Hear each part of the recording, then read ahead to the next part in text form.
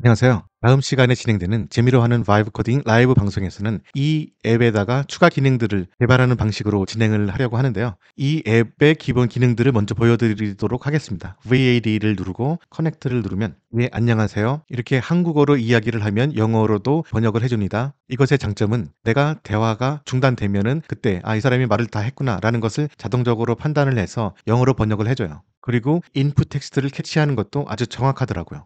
And if I speak in English, it will translate into Korean. 이렇게 영어로 이야기를 해도 한국어로 제대로 번역이 되고요. 이러면은 훌륭하게 통역 일을 할 수가 있겠죠. 그리고 이렇게 입력하는 것과 출력하는 것을 자기가 처음에 선택을 할 수 있습니다. 한번 리프레시를 해볼게요. 디스커넥트를 누르고 매뉴얼로 해서 리프레시를 하면은 디스커넥트를 하면 벌써 나와요. 코리안이라고 이렇게 나오죠. 잉글리시 부분은 바꿀 수는 없네요. 그냥 기본적인 것이 다 되어 있으니까 여기에 기능을 추가하거나 변경을 해서 내가 원하는 나에게 딱 맞는 AI 번역 앱을 만드는 것도 가능하겠죠. 그리고 요새는 바이브 코딩이 나와서 코딩을 몰라도 말로다가 코딩을 하면 더 쉽게 나만의 어플리케이션을 만들 수 있을 겁니다. 그 바이브 코딩 작업을 이번 주 일요일에 같이 진행을 할 겁니다. 저는 매주 일요일 한국 시간 밤 9시에 재미로 하는 바이브 코딩이라는 라이브 방송을 진행하는데요. 여기에서 코딩을 몰라도 어플리케이션을 개발할 수 있는 방법을 배우는 그런 시간을 갖고 있습니다. 관심 있는 분들 참여를 바라고요. 이것은 제가 이 유튜브를 보다가 발견한 건데요. 이 유튜브에서는 소스 코드까지 공개를 하고 있습니다. 이 GitHub 링크를 누르면요. 이게 바로 그 소스 코드입니다. 그래서 오늘은 이 소스 코드를 제 로컬에 GitHub 클론해서 이번 주에 진행될 라이브 방송을 준비하는 과정을 공유하도록 하겠습니다. 이번 주 라이브 방송에서는 이 어플리케이션을 기반으로 새로운 기능들을 추가하거나 변경하는 그런 작업들을 할 거고요. 그 다음에 컬서 AI와 GitHub 코파일럿을 동시에 사용하면서 한번 비교해 보도록 하겠습니다. 그럼 이 GitHub에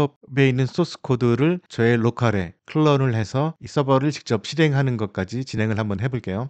일단 이 VS 코드에서 작업을 진행하는 폴더를 선택을 해보도록 하겠습니다. 여기서 Translator1, TR1, GitHub Copilot 요 폴더에서 진행을 할게요. 그리고 컬서는 여기서 진행을 할 겁니다. 지금은 GitHub Copilot의 이 소스 코드를 클론 해보도록 하겠습니다. 셀렉트 폴더를 하고요. Do you want to save the change? 예, 세이브를 하죠. TR1GC가 되어 있고요. 여기에서 얘를 누르면 되죠. 그러면 GitHub Copilot을 사용할 수 있는 환경이 됐습니다. 여기서 에이전트 모드를 선택을 해서 이 소스 코드를 불러오도록 하겠습니다. 여기에서 클론 링크를 복사를 해서 클론해줘 하면은 얘가 클론을 하죠. 그러면 이렇게 하면 된다고 표시를 하고요. 제가 이 컨티뉴 버튼만 누르면은 터미널에서 실행이 됩니다. 이렇게 자동으로 터미널에서 실행이 되고 있죠. 그러면 여기에 클론이 되고 있는 것을 볼 수가 있습니다. 해당 프로젝트 디렉토리로 이동하죠.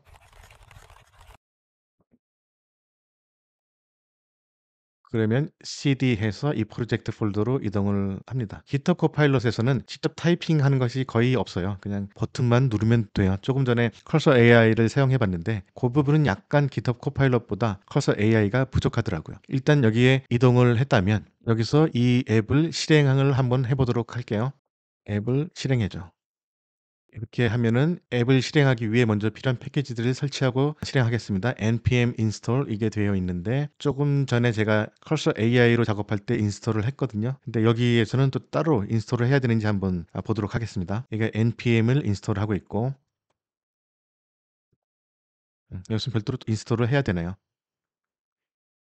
이렇게 버튼만 누르면 터미널에서 동작을 하도록 하는 것은 GitHub Copilot이 컬서 AI보다 조금 기능이 더 편리하게 동작을 하는 것 같아요. 이제 패키지가 설치되었으니 앱을 실행하겠습니다. 제가 따로 뭘 지시를 하지 않아도 그 다음 단계를 자기가 알아서 이렇게 표시를 해줍니다. 그리고 저는 컨티뉴 버튼만 누르면 돼요. 방금 전 말했듯이 이 기능은 컬서 AI보다 GitHub Copilot이 더 편리하게 되어 있습니다. 이제 로컬호스트 3000번으로 접근을 할 수가 있는데요. 한번 볼게요. 로컬호스트 3000번에 뭔가 하얀 화면이 떴죠. 여기에서 이제 index.html을 실행을 하면 됩니다. 이 구조가 어떻게 되어 있나요?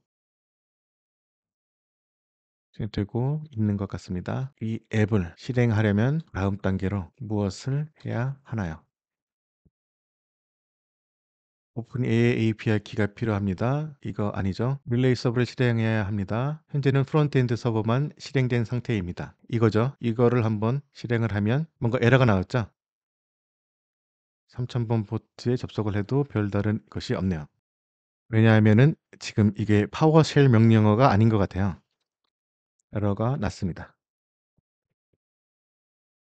예, 파워쉘에서는 end 대신 세미콜론을 사용해야 된다고 하죠. cd relay server 이 서버 디렉토리로 이동을 하고요. 그 다음에 이것을 실행을 하죠. 제대로 되지 않았습니다. 그러면 modular found 뭐 이렇게 되어 있네요. throw error 이렇게 나와 있네요. 이걸 복사해서 3000번 돌아가는 거고 1번의 클라이언트 서버를 실행해서 앱을 띄워야 하지 않을까요? 그래서 index.html이 어디 있는지 모르겠지만 한번 보겠습니다. index를 실행해야 될 것 같은데 뭐 이런 식으로 한번 해보겠습니다. 현재 디렉토리가 올바르지 않아서 발생한 문제입니다. 이제 디렉토리 구조가 약간 꼬여 있는 것 같습니다. 처음부터 다시 정리하겠습니다. 다시 정리를 한번 하고 자기가 여기서 에러 메시지까지 다 보고 파악을 합니다. 이것은 GitHub 코파일럿이 더 기능이 나은 부분 중에 하나입니다. 컬서 AI는 이 에러 메시지를 일일이 복사를 해야 되더라고요. 여기서 백그라운드로 이게 실행이 되도록 한다. npm은 지금 실행이 되고 있는데 이걸 왜 또 실행을 하는지 모르겠네요. 그 다음에 3001번 포트, 프론트엔드 3000번 포트, 릴레이 서버 3001번 포트, 이제 두 서버가 모두 실행되었습니다. 3000번, 3001번 다 있네요. 3000번은 이렇고 3001번을 한번 보도록 하죠. 예, 제대로 됐습니다. 짜잔. 그럼 오픈 AI에 API 키를 넣고 한번 테스트를 해보도록 할게요. 이것이 아닌데 지금 1번과 1번의 다른 서버들이 실행 중에 있습니다. 모두 킬해 주세요. 조금 전에 제가 이 컬서 AI로 어떤 작업을 하고 있었는데 그때 이 두 서버에 무언가를 띄워놓은 것 같아요. 그래서 예, 이걸 하고 모두 종료되었습니다라고 되어 있네요. 3000번 종료되었고 그 다음에 3001번도 종료되었습니다. 모든 서버가 종료되었습니다. 이제 새로운 작업을 시작할 수 있습니다. 예, 새로운 작업을 한번 시작해 보도록 하죠. 이 앱을 실행해 주세요. 처음부터 다시 한번 해보도록 하겠습니다. 디렉토리 구조를 보니 리액트 프론트엔드와 릴레이 서버를 차례로 실행해야 된다고 하네요. 디렉토리로 이동하고 인스톨을 하고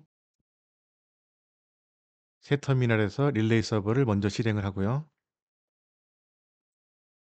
이거를 실행을 합니다. 모두 다 에러가 나네요. 둘 다 실행이 안 됐는데요. 한번 다시 볼까요? npm 스타트부터 안 됐네요.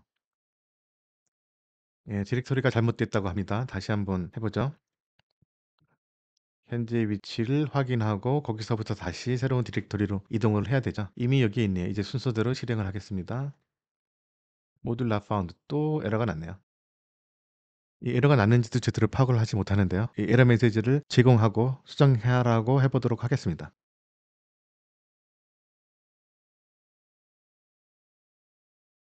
이전 작업은 캔슬을 하고 이 에러를 수정해 보도록 할게요. 디렉토리가 잘못됐다고 계속 나오는데 오픈AI 리얼타임 콘솔 디렉토리에 있고요. 제대로 되어 있는데요. 그럼 계속 똑같은 에러가 반복이 될 텐데 예, 계속 똑같은 에러가 반복이 되네요.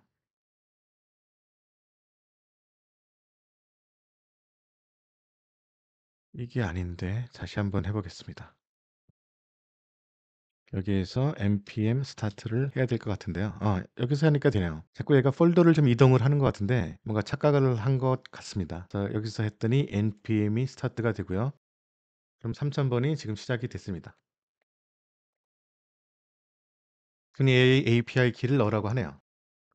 됐습니다. 그러면 제 로컬 호스트에서 이게 지금 실행이 되는 것 같습니다. VAD를 누르고 커넥트를 누르고 allow를 누르고 지금 한국어로 이야기를 하고 있습니다. 예, 아주 잘 되고 있습니다. 지금 계획한 대로 제 로컬 호스트에 이거를 설치를 했고요. 다음 라이브 방송 시간에는 이 소스 코드를 바탕으로 기능들을 추가하거나 기존에 있는 기능들을 변경하거나 하는 작업을 해보도록 하겠습니다. Yeah, this is quite long sentences, but yeah, it is working very well with these kinds of long sentences. Yeah, it's a very good one. I like this. 요 앱이 있으면은 미국인들을 만났을 때 대화하는 것에 그렇게 크게 문제는 없을 것 같아요. 아주 좋은 소스 코드를 발견을 한 것 같습니다. 저의 유튜브 채널로 오시면 플레이리스트를 클릭하시고 여기에 바이브 코딩이라는 플레이리스트가 있는데요. 재생 목록으로 아마 한국어로는 되어 있을 겁니다. 뷰풀 플레이리스트를 보시면 라이브 방송을 꽤 많이 진행을 했어요. 여러 가지 시도를 했는데요. 처음에는 이 번역 앱을 만들 때 아무것도 없는 상태에서 번역 앱을 만들어줘라는 한 줄의 명령어로 번역 앱을 만드는 것도 해봤고요. 그 다음에 샘플 소스 코드를 찾아서 그걸 바탕으로 앱을 만드는 것도 해봤어요. 그리고 나서 프롬프트가 좀 더 자세하면은 더 좋은 앱이 나올 수 있겠다라고 해서 AI로 자세한 프롬프트를 만들어서 앱을 개발하는 것까지 지난 시간에 진행을 했습니다. 그런데 충분히 원하는 기능이 개발되기까지는 좀 많은 작업들이 필요하더라고요. 그래서 제가 이 앱을 찾았고요. 이렇게 다른 사람이 어느 정도 개발을 한 것을 바탕으로 그 다음 작업을 진행하는 그런 일을 이번 주 라이브 코딩에서는 하도록 하겠습니다. 이것은 오픈 소스이기 때문에 마음대로 사용을 할 수가 있어요. 인간의 역사도 마찬가지죠. 그 조상님들이 뭔가 만들어 놓은 토대 위에서 그 후손들이 조금씩 더해가면서 인간의 역사는 발전이 되는 거죠. 이 어플리케이션 개발도 마찬가지예요. 처음부터 from the scratch라고 하는데 백지 상태에서 시작해도 되지만 남들이 만들어 놓은 그리고 공유하고 있는 오픈 소스를 활용하는 것도 좋은 방법입니다. 일단 이 애플리케이션 같은 경우에는 기본 기능들이 아주 잘 구현이 되어 있으니까 이것을 바탕으로 우리들이 더 추가하고 싶은 것, 수정하고 싶은 것을 수정하면서 바이브 코딩으로 하면서 이 앱을 발전시켜 나가는 것도 좋은 방법인 것 같아요. 그러면서 바이브 코딩에 대해서도 배울 수 있고요.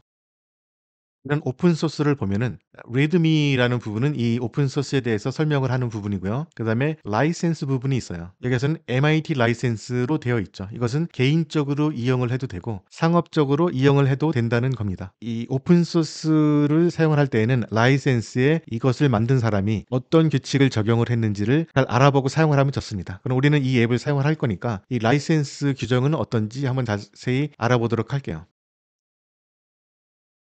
자세히 설명해 줘.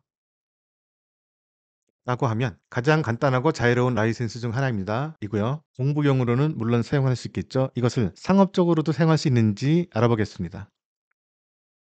으로 기능을 추가해서 상업적으로도 할 수 있나요? 사용할 수 있다면 어떤 제약 조건이 있나요?